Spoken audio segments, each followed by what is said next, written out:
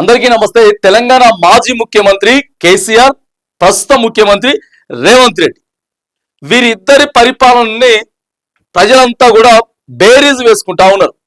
అంటే తూకం వేస్తా ఉన్నారు. ఎట్లా ఉంది పరిపాలన, గత పరిపాలన ఎట్లున్నది, ఇప్పుడు ఎట్లా పరిపాలన ఉన్నది, ఇప్పుడు ఎవరు ఎట్లా రియాక్ట్ అవుతా ఉన్నారు, కేసీఆర్ ఎలా రియాక్ట్ అవుతా ఉన్నాడు, రేవంత్ రెడ్డి ఎలా రియాక్ట్ అవుతా ఉన్నాడు, గతంలో ప్రతిపక్ష నేతగా ఉన్నటువంటి రేవంత్ రెడ్డి గారి ఆలోచన విధానం ఎలా ఉన్నది, ఆయన ముఖ్యమంత్రిగా ఉన్నటువంటి కేసీఆర్ ఆలోచన ఎలా ఉన్నది అనేది.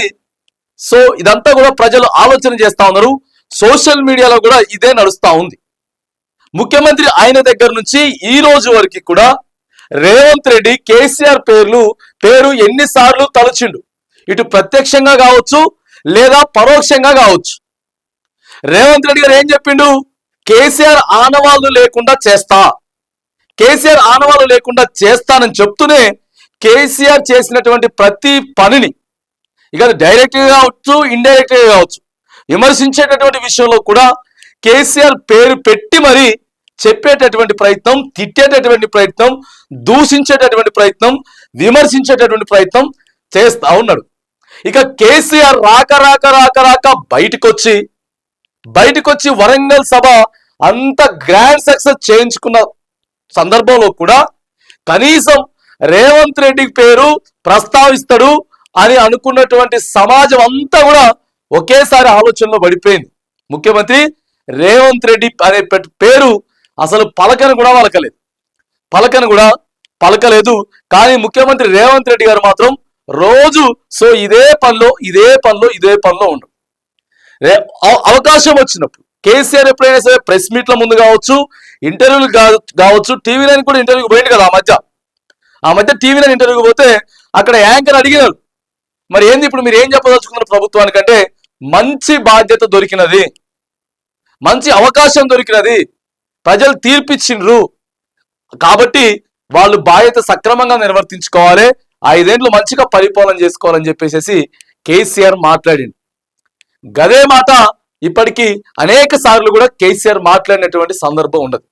కానీ రేవంత్ రెడ్డి గారు ఎప్పుడు మాట్లాడినా సరే ఏదో ఒక తిట్టేటటువంటి ప్రయత్నమే చేస్తా ఉన్నాడు తప్ప ఏ రోజు కూడా ఒక పొలిటికల్ స్ట్రాటజీ అనేది యూజ్ చేయకుండా వల్గర్ లాంగ్వేజ్ ఏదైతే ఉందో దాన్ని మాట్లాడేటటువంటి ప్రయత్నం చేస్తా ఉన్నారు అనేది కూడా కొంత చర్చ నడిచినది.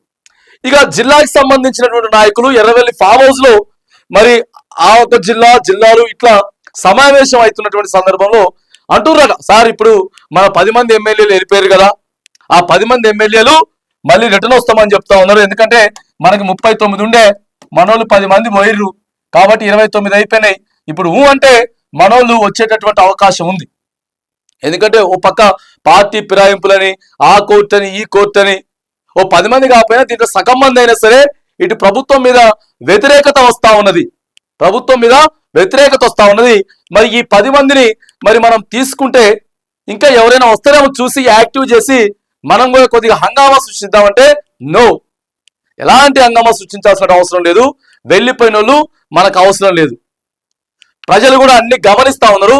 ఇక రేవంత్ రెడ్డి వల్ల కాదు అని చెప్పి ప్రజలు అనుకుంటా ఉన్నారు. ఇప్పుడు మనం గందరగోళం సృష్టిస్తే మళ్ళీ అటో ఇటో అయ్యి మళ్ళీ మనకి మైనస్ వచ్చేటటువంటి అవకాశం ఉంటుంది. కాబట్టి నేను పడినటువంటి బాధ, నేను తెలంగాణ కోసం మరి కష్టపడి పనిచేసినటువంటి బాధ ఇప్పుడు కేసీఆర్ అయితేనే బాగుంటుంది అని చెప్పి ప్రజలు ఆలోచన చేస్తా ఉన్నారు. కాబట్టి ఇంకా 3 ఏళ్ళు ఇట్లనే నడవని వాళ్ళకి అప్పుడు కేసీఆర్ విలువ తెలుస్తుంది.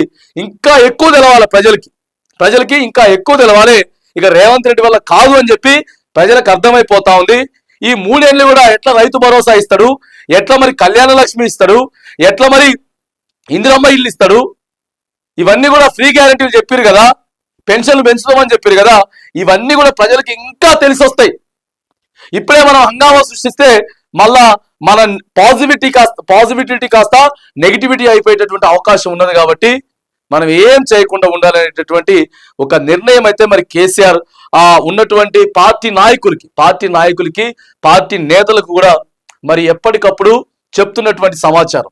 ఇక కల్వకుంట్ల కవిత అంశానికి వస్తే కావాలని చెప్పి ఇప్పుడు ఒకవేళ కవిత పార్టీ పెట్టింది అనుకుందాం, కవిత పార్టీ పెట్టింది, ఫస్ట్ థింగ్ ఇది మెయిన్, వీడికెళ్ళి అసలు ఎవరు పోతారు, కేసీఆర్కి వెళ్ళి ఎవరెవరు కవితలోకి పోతుందో, కవిత పార్టీలోకి పోతారో కూడా అబ్జర్వేషన్ చేసేటటువంటి ప్రయత్నం కూడా ఇక్కడ ఉన్నదట. పొలిటికల్ అనాలిసిస్ సీనియర్ జర్నలిస్ట్ కూడా చెప్తున్నటువంటి మాట. ఎవరెవరైతే వెళ్తారో, ఎందుకంటే తీరా ఎలక్షన్ ముందు మూమెంట్ మళ్ళీ మేఘదాడిచ్చి తోకదాడిచ్చి పోయేటోళ్ళ కంటే కేసీఆర్ని కాదని కవిత దగ్గరికి ఎవరెవరు పోతారు.